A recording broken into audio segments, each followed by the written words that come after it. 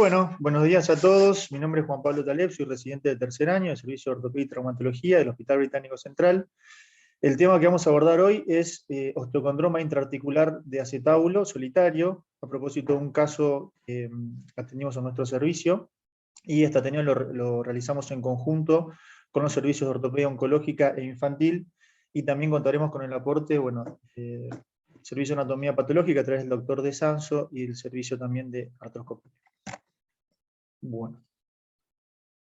Como objetivos de este Ateneo van a ser describir los conceptos generales acerca de osteocondroma, identificar los osteocondromas de acetábulo como causa de dolor, que veremos que es una causa bastante poco frecuente, las distintas opciones de tratamientos que tenemos para abordar esta patología, y finalmente culminar con la discusión de expertos y presentar nuestro caso clínico.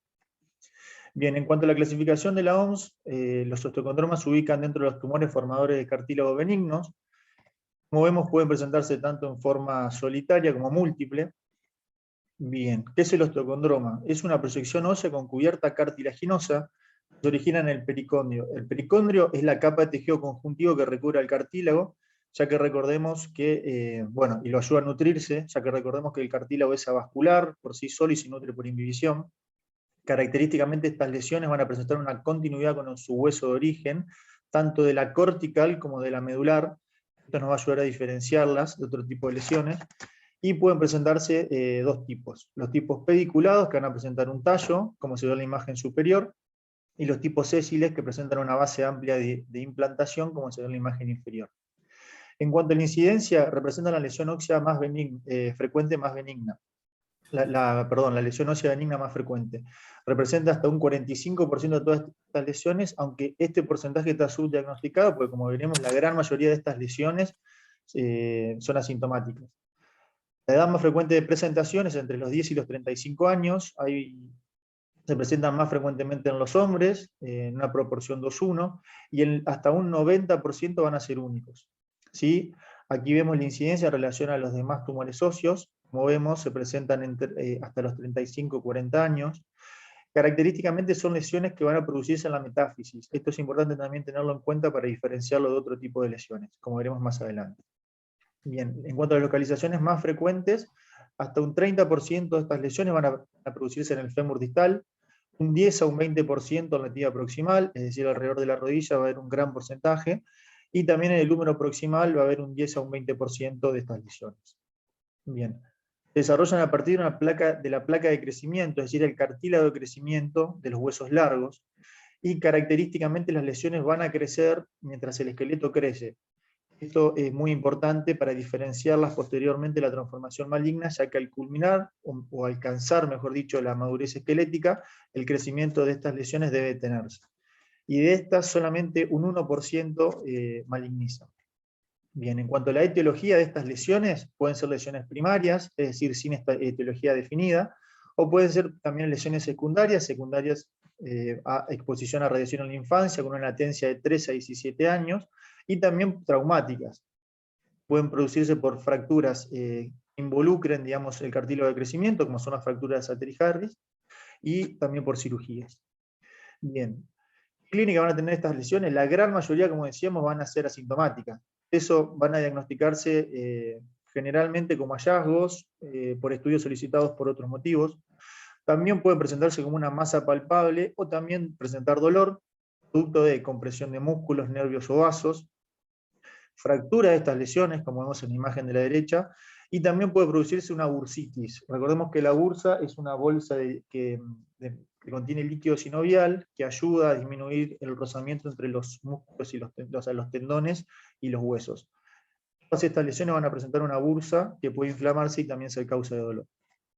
Bien, en cuanto a las imágenes que vamos a utilizar en el diagnóstico de estas lesiones, siempre en primera instancia solicitamos radiografías, donde podemos ya establecer la continuidad de la cortical y de la medular de la lesión con la de su hueso de origen. En la tomografía podemos caracterizar mejor esto, y además, como veremos, nos va a ayudar también para realizar las biopsias guiadas. En la resonancia se van a ver como lesiones, se va a delimitar bien la lesión, y la capa de cartílago que está por fuera se va a ver hipointensa en un T1, como se ve en la imagen de la izquierda, e hiperintensa en una secuencia STIR.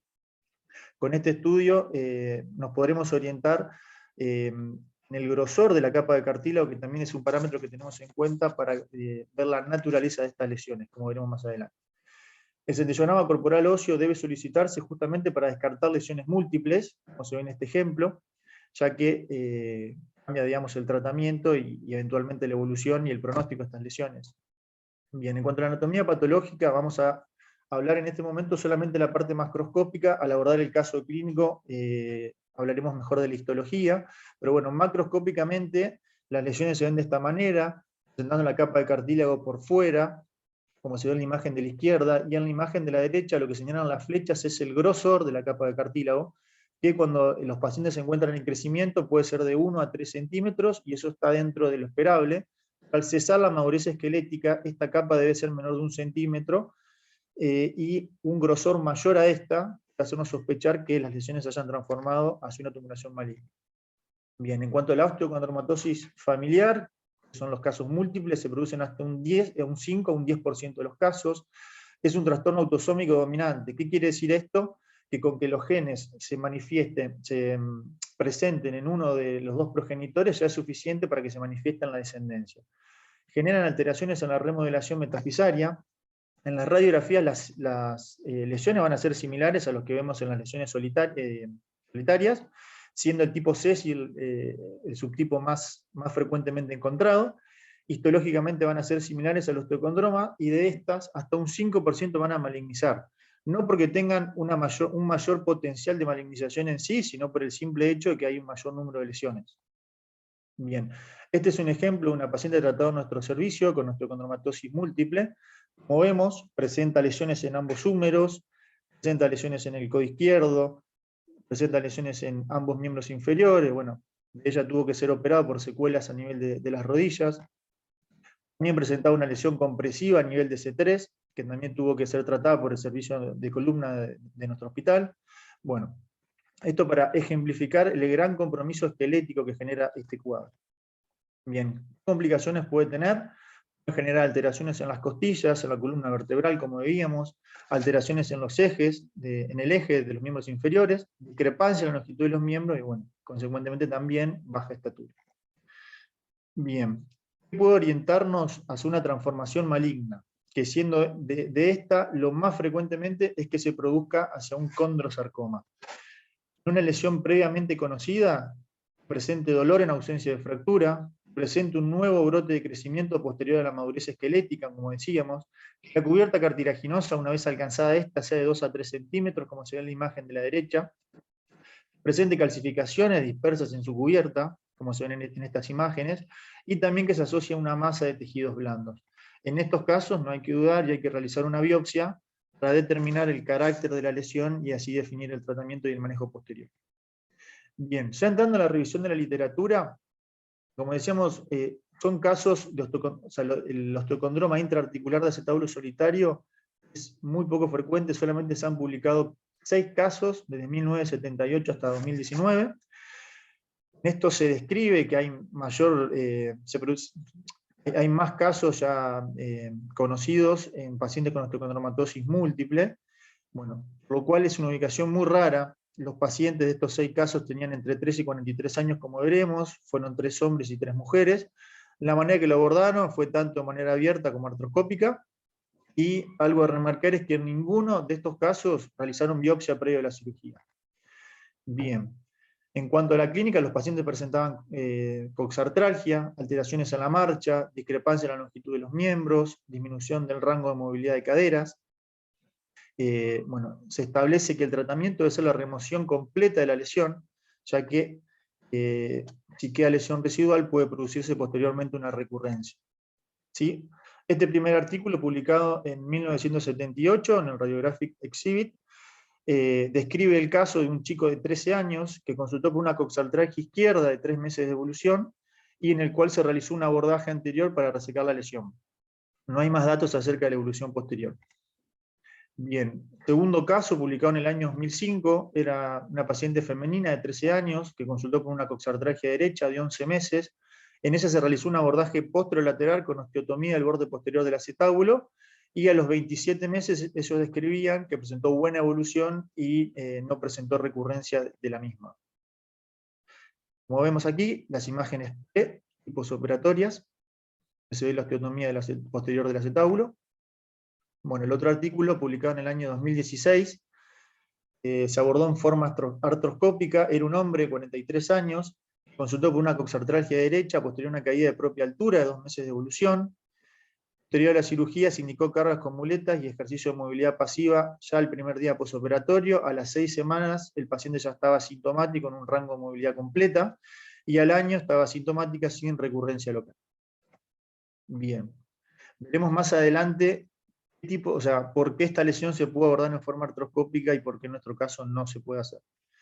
Bien, acá se ve las imágenes preoperatorias, vemos las imágenes artroscópicas, donde en la imagen AC es el cartílago del acetábulo, el asterisco es la lesión, y AF es el fondo acetabular. Ahí vemos cómo se resecó la lesión, y bueno, la tomografía al año, donde no se observa recurrencia local. Bien, siguiente artículo, publicado es un hombre de 21 años que consultó por una coxartralgia derecha de 5 años de evolución. En él se realizó un abordaje de Gans y una luxación controlada anterior. El abordaje de Gans es un abordaje posterior asociado a osteotomía del trocánter mayor y luxación anterior de la cadera. Bueno, a este paciente lo mantuvieron sin carga durante 6 semanas y presentó buena evolución a los 2 años. Aquí vemos las imágenes preoperatorias y posoperatorias ya con la fijación del trocánter mayor. Bien, siguiente caso, publicado ya en el año 2017, es un hombre de 26 años que consultó por una coxartralgia izquierda de 9 meses de evolución. En él también se realizó un abordaje de Gans asociado a una luxación anterior.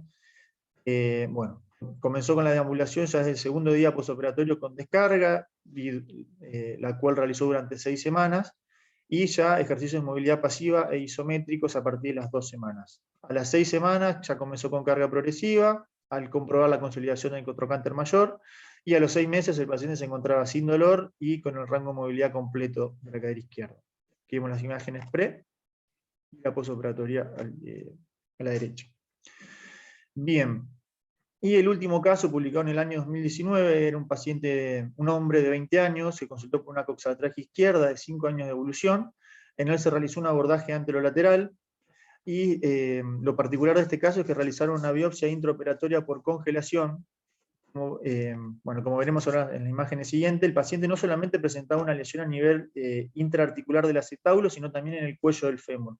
Y lo que hicieron aquí fue resecar la lesión del cuello del fémur, cambiaron todo el instrumental quirúrgico, cambiaron guantes, para eventualmente, si eran células malignas, no esparcirlas a la articulación.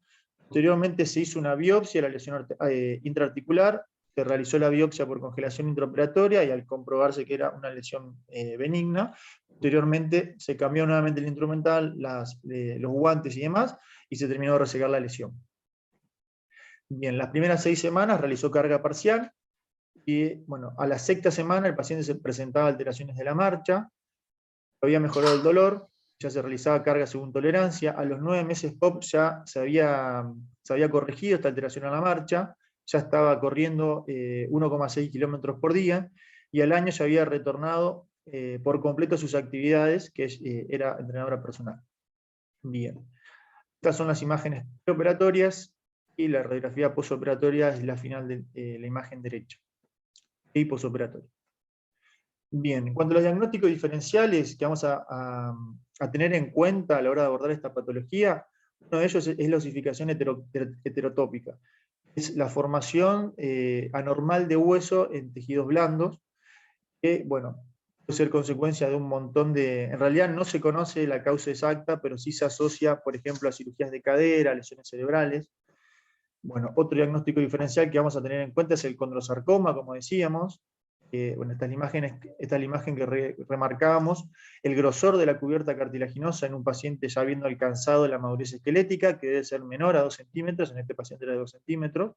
La condromatosis sinovial, que si bien es una lesión benigna, se forman múltiples nódulos de cartílago por debajo de la membrana sinovial, y esto puede hacernos pensar en este tipo de patología. Bueno, también generar molestias en el paciente, y bueno, el abordaje de esto obviamente es la resección de las lesiones y de la membrana sinovial para que no se generen recurrencias. fracturas osteocondrales, ya que los fragmentos libres intraarticulares también nos pueden hacer pensar este tipo de lesiones. Y por último, la displasia epifisiaria hemimélica, que, como remarcamos previamente, el osteocondroma se produce en la zona metafisaria. Este tipo de lesiones son, digamos, radiológicamente y por tomografía también y los estudios de imagen similares al osteocondroma, pero lo característico es que se produce en la epífisis de huesos largos. Bien. Bueno, haciendo un resumen de los abordajes utilizados, vemos que se puede abordar tanto de forma artroscópica, por vía anterior, por el abordaje de Gans, vía anterolateral y vía posterior. En nuestro caso clínico, puntualmente, tuvimos en cuenta principalmente el abordaje artroscópico por tratarse de un paciente joven y ser menos cruento, que, como vemos en este video, al abordar la articulación, en este momento se está trabajando desde anterior y mirando desde portal lateral. Vemos que la lesión, digamos, si se presenta en la porción superior de la cara anterior o también posterior, pues se puede hacer un portal posterior, puede ser abordada. A la derecha hasta hora 12, a la izquierda hasta hora 6. Y ahora estamos trabajando desde lateral, con el bisturí banana, y mirando desde anterior. Esto que se ve en el fondo, no sé si ven mi cursor, es el ligamento redondo. Por debajo del ligamento redondo no va a llegar el artroscopio, con lo cual toda lesión que se extienda más allá del ligamento redondo no va a ser pasible de abordaje artroscópico. Bien, y ya entrando en el abordaje anterior, que fue el abordaje, como veremos, seleccionado para nuestro paciente, lo que se tiene en cuenta como reparo es la cresta ilíaca y la espina ilíaca anterosuperior. Se hace un abordaje siguiendo la cara anterior, la mitad anterior de la cresta ilíaca,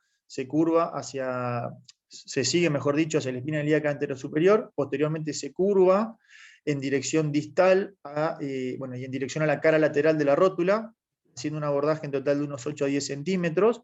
Se utiliza el intervalo entre el sartorio y el tensor de la fascia lata, como veremos, y posteriormente entre el recto anterior o recto femoral y el glúteo medio. Bueno, esto es una vez disecada la piel y tejido celular subcutáneo. Hay que palpar el intervalo entre el sartorio y el tensor de la fascia lata, que está más o menos tomando la espina ilíaca anterosuperior de referencia a unos 5 a 7,5 centímetros. Se palpa la fascia que está entre ambos. Hay que tener cuidado en este punto de no lesionar el nervio femorocutáneo, que es un nervio sensitivo. Se hace la disección o el corte a nivel de la fascia de la cara medial del tendón de la fascia lata, que si trabajamos sobre la cara medial y se retrae el nervio femorocutáneo, con esto lo protegemos. Bueno, posteriormente se diseca, vemos aquí cómo ya se observa el glúteo medio y el recto femoral. Bueno, en este punto también hay que desinsertar el tensor de la fascia lata de su origen ilíaco. Bueno, aquí también es importante tener en cuenta que nos encontramos ya con la rama ascendente de la arteria circunfleja femoral lateral, la cual hay que ligar para no tener complicaciones durante la cirugía. Posteriormente, bueno, se realiza el corte a nivel del recto femoral, este se retrae hacia medial, el glúteo medio hacia lateral, ya aparece el psoas ilíaco, el cual también hay que retraer hacia medial, y en este punto ya tenemos expuesta la cápsula anterior. Bien, ya entrando en nuestro caso clínico, es un paciente masculino de 10 años que consultó por una coxartralgia izquierda asociada a alteración de la marcha, de 5 meses de evolución atraumática. Al examen físico presentaba disminución en el rango de movilidad de la cadera izquierda. Se solicitaron radiografías en ese momento, donde se observa una alteración en la estructura compatible con una rarefacción ósea a nivel de la cavidad acetabular, intraarticular acetabular de la cadera izquierda, que condicionaba también una subluxación de la cabeza femoral. Se solicitó en ese momento también un centellograma, donde se observó que la hipercaptación era única a nivel del acetábulo izquierdo, es decir, estamos frente a una lesión única. Resonancia, donde se observaba que esta lesión era hipointensa, la cubierta era hipointensa en un T1 e hiperintensa en T2, o secuencia STIR también, como se ve en la imagen de la derecha. Vemos en los cortes axiales cómo comprometía no solamente la porción superior y anterior del acetábulo, sino que se extendía prácticamente hacia la totalidad del mismo, incluso se proyectaba hacia afuera de este. Con lo cual se decidió realizar una biopsia bajo guía tomográfica, y se obtuvieron estas imágenes. Bueno, las imágenes que Nosotros tuvimos la histología, básicamente de la muestra obtenida, mostraba un tejido cartilaginoso hialino, maduro, periférico, en relación a un tejido óseo laminar de tipo esponjoso, con una estroma fibrovascular adiposa interpuesta. Nosotros, teniendo en cuenta, a ver la siguiente imagen. Ahí está, ahí tenemos una imagen un poco más panorámica.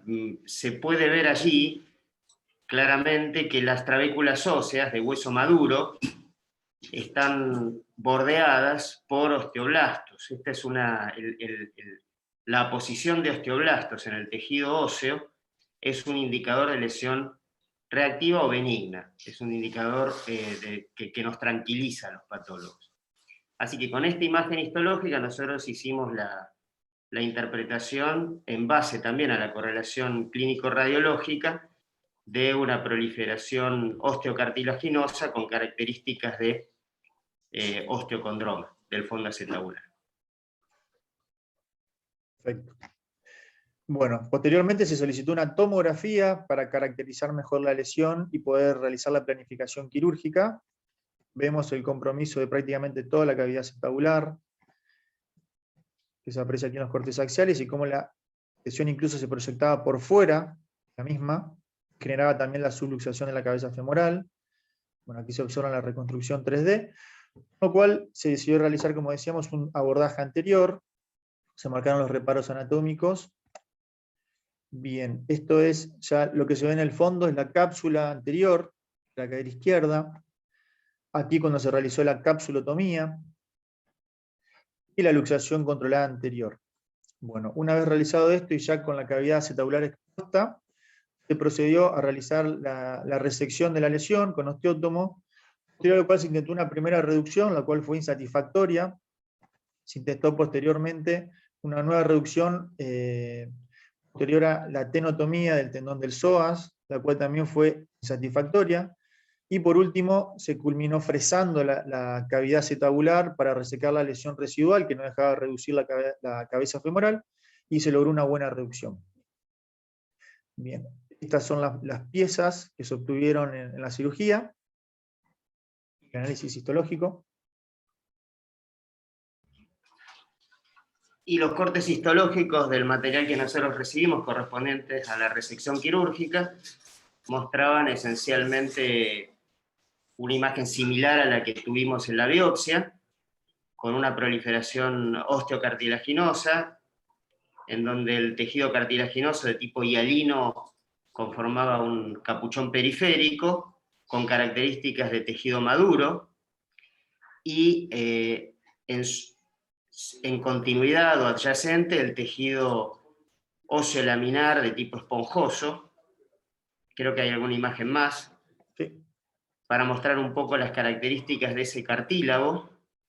Un cartílago que tal vez tenga algo de hipercelularidad como único dato relevante, que también es concordante con la edad del paciente, y como bien se dijo ya previamente, muchas veces en la interfase entre el capuchón cartilaginoso y el tejido óseo que conforma el interior de la lesión, en pacientes pediátricos, en pacientes esqueléticamente inmaduros, uno puede ver características similares a las de la placa de crecimiento metafisario, o sea, todos los cambios histológicos de la placa de osificación endocondral. De modo que con estas características no tuvimos atipía citológica en el componente cartilaginoso, ni tampoco en el óseo. Nosotros arribamos al diagnóstico de proliferación osteocondromatosa con características de osteocondroma o exostosis osteocartilaginosa. perfecto, muchas gracias, doctor. Bueno, estas son las radiografías del postoperatorio inmediato, donde se le había colocado al paciente un yeso pelvipédico, el cual utilizó por 3 semanas. Posteriormente, entre la tercera y la quinta semana, el paciente se retiró el yeso pelvipédico y el paciente ya comenzó con ejercicios de movilidad activa y pasiva. Y a partir de la quinta semana, comenzó con carga parcial. Estas son las radiografías de la quinta semana, donde ya se observa una adecuada reducción de la cabeza femoral. Vemos cómo marchaba en ese entonces el paciente. Desde la quinta semana, que comenzó con carga parcial, se mantuvo esta por 3 semanas más.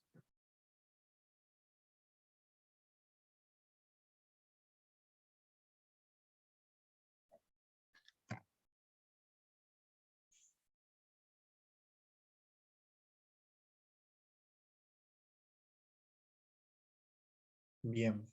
Posteriormente a estas 3 semanas, ya se indicó comenzar con carga total.